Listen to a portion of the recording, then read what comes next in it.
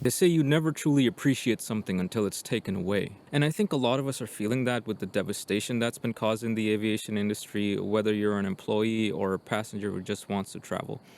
And among all this negativity, I'd like to focus on something good, something that we can all relate to. And so I'm going to talk about the zen of air travel. I remember back in the good old days when I used to travel, there was a certain peace, a certain calmness to the air travel process, starting from the ride to the airport, full of excitement and anxiousness for my next adventure. And I know I'll sound crazy with what I'm about to say, but bear with me on this. The very things about the air travel process that I complain about or people complain about, I actually miss.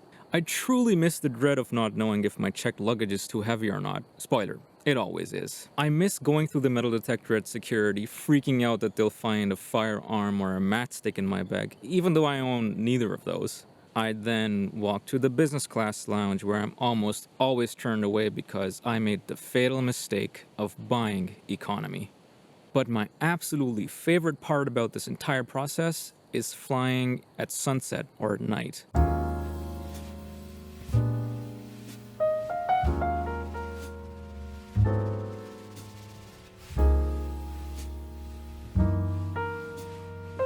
You know, that dark atmosphere, feeling like a perpetual traveler, a dust in the wind, so to speak. It feels like you're going through an endless journey through the world. It's dark, it's lonely, everything's closed. It's just an introspective environment.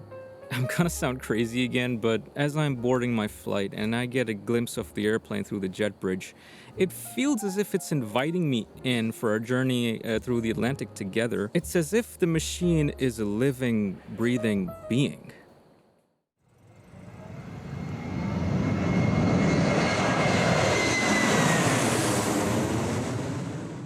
When you're finally airborne, everything about being up in the air is spiritual, almost zen-like. Life on the ground, 35 feet under us, ceases to exist. It doesn't matter. All that matters is you, yourself, and the darkness outside the window. For me, it gives me a chance to stop my brain's momentum, thinking about my bills, my rent, social media, what Musk is doing right now. All that goes out the window. It gives my mind momentary clarity to do some quiet introspection on myself, my family, where I am in life, where I want to go in life. And I almost always tend to take something away from the flight, whether I read something on the in-flight magazine, whether I watch a movie or listen to a song. And when I listen to that song next, it reminds me of my flight.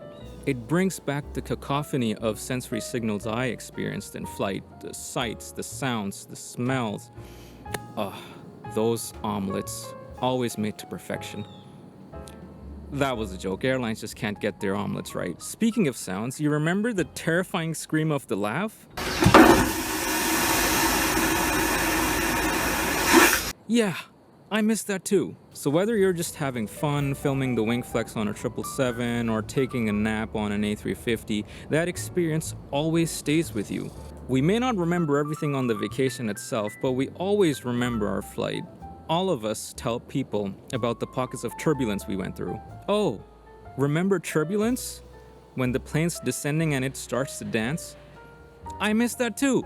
When you arrive to your vacation destination or back home, you almost always get that warm, fuzzy feeling. You're excited to start your holiday, or you're relieved to be back home. So how is this zen of travel actually achieved or realized?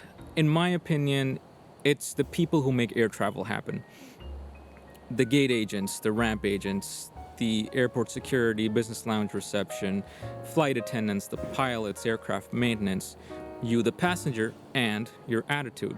This well-oiled machine you don't think about until you miss a flight or when a pandemic happens, which, by the way, has done a number on all of us working in the aviation industry.